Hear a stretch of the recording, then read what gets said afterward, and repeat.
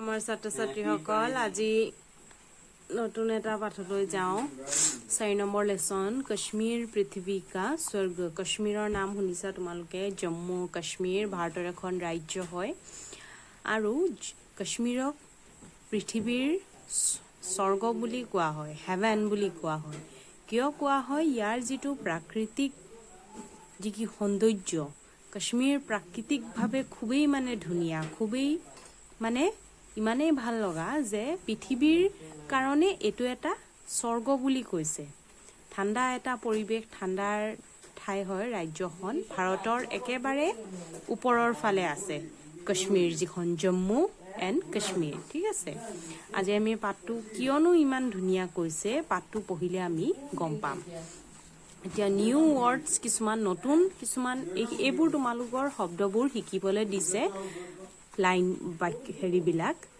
Kashmir Srinagar Jhelum Shankaracharya house boat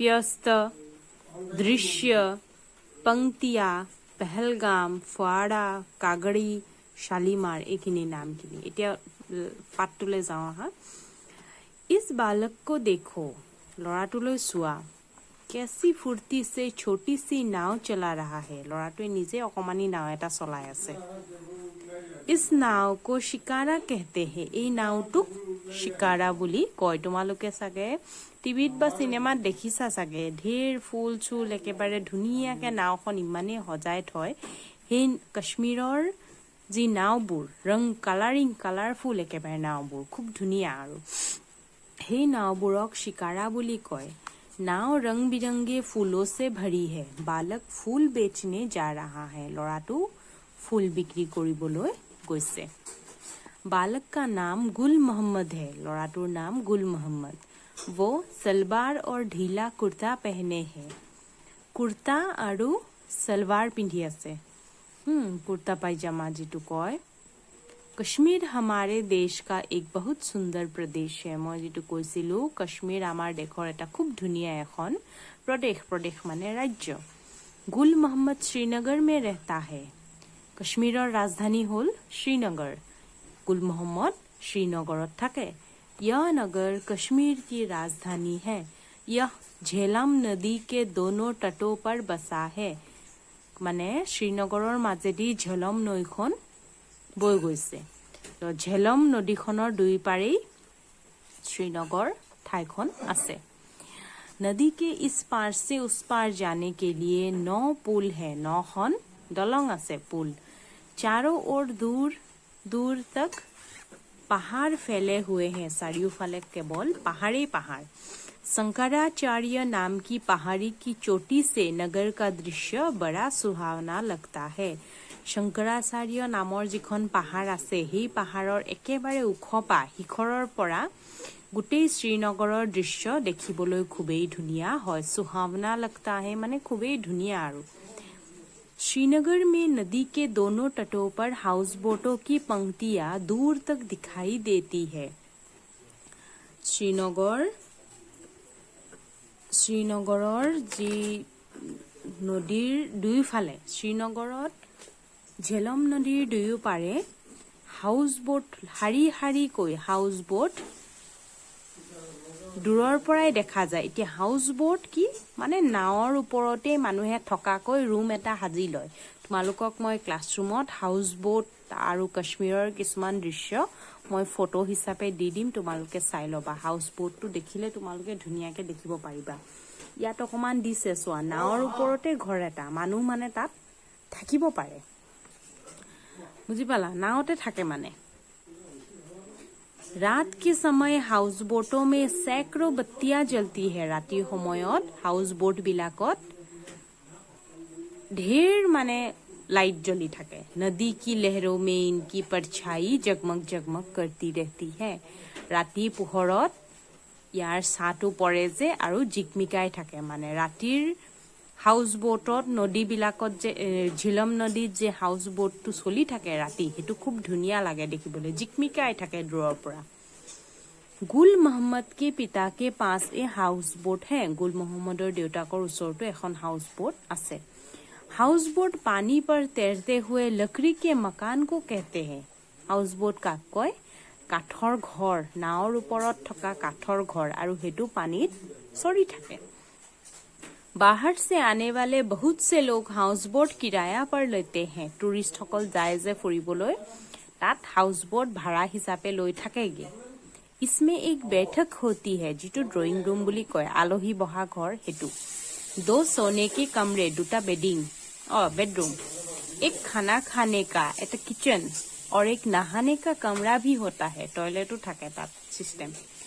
इसके पास ही एक दूसरी नाव है, লগতে আৰু এটা নাও আছে। इस नाव के आधे हिस्से में खाना बनाया जाता है আৰু নাওখনৰ ইটো পাৰ্টত খোৱা বস্তু বনায়, মানে ৰন্ধা বঢ়া কৰে। आधे में गुल मोहम्मद, उसके माता पिता और उसकी गुड़िया सी सुंदर बहन फातिमा रहते हैं। আৰু আধা নাওখনৰ আধা ফালে কি থাকে? গুল মহম্মদে তাৰ ফেমিলিৰ সৈতে থাকে, মাক দেউতাক আৰু পুতলাৰ নিচিনা ধুনীয়া ছোৱালী ভনীয়েক ফাতিমা থাকে। হাউস বোট বিলাক মানে ঘৰ ভাড়া দিয়াৰ নিচিনাকে ভাড়া হিচাপে দিয়ে, টুৰিষ্টে সেইবোৰত উঠি মানে ফুৰি থাকে, বুজি পালানে? মই ফটো দি দিম বাৰু, চাই ল'বা। कश्मीर झीलों, बागों और झरनों का प्रदेश है। कश्मीरत बहुत रकমৰ হ্ৰদ আছে, ঝিল যিবোৰ ঝৰ্ণা আছে আৰু বাগিচাৰ ঠাই, মানে সেইবোৰ বহুত আছে। মানে डल झील कश्मीर का सबसे सुंदर झील है। डल যিখন হ্ৰদ कश्मीৰৰ सबसे धुनिया ह्रद। झील में खिले हुए कमल के फूल बड़े सुहावने लगते हैं।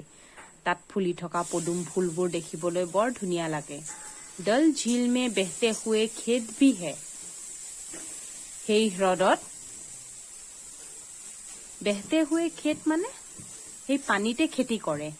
মই হেতুৰো ফটো দি দিম। পানীৰ ওপৰতে বিভিন্ন ৰকমৰ এইটো চোৱা, यह खेत उसी घास पर मिट्टी जमाकर तैयार किए जाते हैं। इस घास का नाम प्यस्त है। ঘাঁহৰ মানে পানীৰ ওপৰতে ঘাঁহৰ হেৰি থাকে, তাতে মাটি জমা কৰে আৰু খেতি কৰে। ইসি ঝিল মে উগতি হে, আৰু সেই ঘাঁহটো এই ঝিলতে মানে পানী মেটেকাৰ নিচিনা, পানী মেটেকা দেখিছা নহয়, পানীত উপঙি থাকে।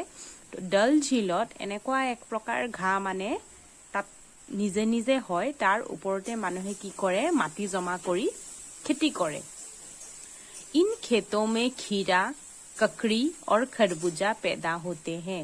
এই ধৰণৰ মানে যিবিলাকত মানে বহুত ৰকম পানী থাকে, এই ফ্ৰুটছ বিলাকত বেছিকে পানী থাকে। সেই পানী থকা ফ্ৰুটছ মানে ৰস থকা ফ্ৰুটছ বিলাক ইয়াত উৎপাদন কৰা হয়, মানে উগায়, মানে বুজি পাইছানে?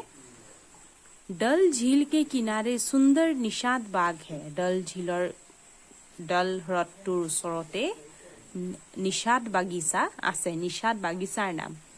उससे कुछ दूर शालीमार बाग है। তাৰ অলপ দূৰ পিছত शालीमार বাগিচা। यह दोनों बाग बादशाह जहांगीर ने लगवाए थे। এই বাগিচা দুটা নিষাদ আৰু শালীমাৰ মোগল সম্ৰাট জাহাংগীৰে মানে নিৰ্মাণ কৰিছিল। বাগিচাবোৰ পাতে নহয়, তেওঁ পাতিছিল এই বাগিচা দুটা। इनमें झरझर करते हुए झरनों और फुआरों का दृश्य बड़ा सुंदर लगता है। আৰু এই বাগিচা বিলাকত খুব ধুনীয়াকৈ ঝৰ্ণা আৰু ফুৱাৰা আছে। ফুৱাৰা চিনি পাইছানে? পানী ওলাই থাকে যে এই হেৰি বিলাকত, পাৰ্ক বিলাকত দেখিছা চাগে, এটা হেৰি বান্ধি দিয়ে, তাৰপা অনবৰত পানী ওলাই থাকে, খুব ধুনীয়াকে দ্ৰলে চিটিকি পৰে, সেইটোক ফুৱাৰা বুলি কয়।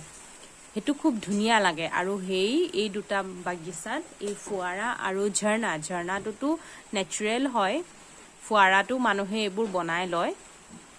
চিনাৰ কে ऊंचे ऊंचे বৃক্ষ, চিনাৰ গছ, মখমলী ঘাঁহবোৰ বহুত কোমল ধুনীয়া, ভেলভেটৰ নিচিনা আৰু ঘাঁহবোৰ। और रंग बिरंगे फूल यहाँ की शोभा को और भी बढ़ा देते हैं।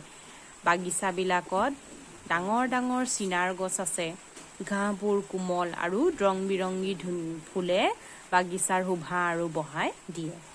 किसी ने यहाँ की सुंदरता देखकर सच ही कहा है, यदि धरती पर कहीं स्वर्ग है तो यही है यही है यही है। কোনোবাই যে কৈছে যদি পৃথিৱীত স্বৰ্গ আছে তেতিয়াহ'লে এই স্বৰ্গটো কাশ্মীৰতে আছে, মানে ইয়াতে আছে।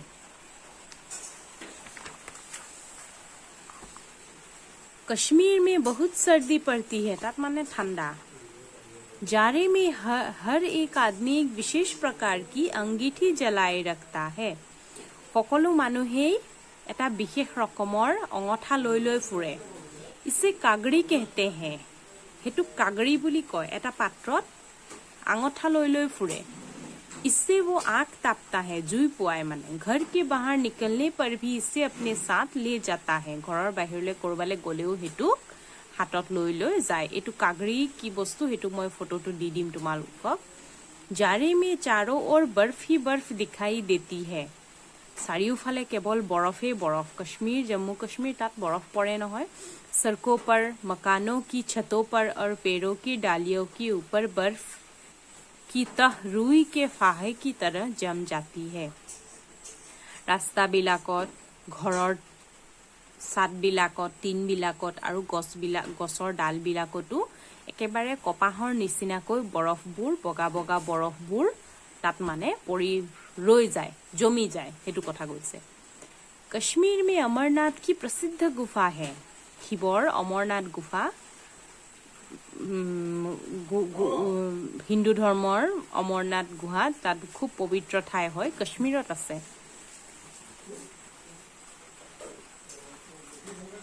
श्रीनगर से पहलगाम होते हुए अमरनाथ पहुंचते हैं। पहलगाम ठाইৰ नाम दे। श्रीनगर পৰা पहलगाम হৈ তাৰ পিছত अमरनाथ পোৱা যায়। देश के कोने कोने से लोग अमरनाथ की यात्रा करने के लिए आते हैं। बहुत तीर्थ কৰিবলৈ बहुत মানুহ আহে। यहाँ की रास्ता बर्फ से ढके हुए ऊंचे पहाड़ों में से होकर जाता है। रास्ताবোৰ পাহাৰৰ মাজে মাজে মানে তেনেকে বনাইছে আৰু।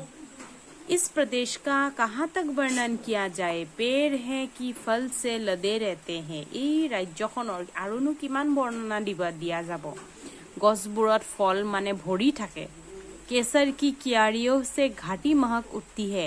केसर এবিধ প্লান্ট হয়, সেই গছৰ পৰা ৰঙা ৰঙা হেৰিটো ওলাই, ফুল হয়। সেই ফুলৰ এটা মানে ৰেণু পাহি নিচিনা থাকে কেশৰ, সেইটোক মানে মছলা হয়, এইটো খোৱা বস্তু দিয়ে, ৰঙা ৰঙা হেৰি হয়, খুব ধুনীয়া টেষ্ট হয়। সেই কেশৰৰ খেতি তাত মানে হয় খুব বেছিকে আৰু খুব ধুনীয়া গোন্ধাই থাকে। সেইকাৰণে এইটো মই দেখাই দিম বাৰু কেশৰৰ। यदि कश्मीर को पृथ्वी का स्वर्ग कहते हैं तो उचित ही है। সেইকাৰণে কাশ্মীৰক পৃথিৱীৰ স্বৰ্গ বুলি কোৱা হয়, মানে খুব ধুনীয়া ঠাই। লেসনটো পঢ়িবা, তাৰপিছত শব্দাৰ্থবোৰ আছে চোৱা। निवासी, रहने वाला, वर्णन, बयान মানে কোৱা, प्रसिद्ध, मशहूर, सुहावना, सुंदर लगने वाला, दृश्य, नजारा, शोभा, सुंदरता। पर्यायवाची শব্দ, বিলোম শব্দ এইখিনি পঢ়িবা। আৰু ক্লাছৰুমত মই ফটোবোৰ দি দিম বাৰু। ইয়াত যে পাইছিলো কাগৰি, হাউস বোট, কেশৰ, এইখিনি তোমালোকে চাই ল'বা। ঠিক আছে বাৰু।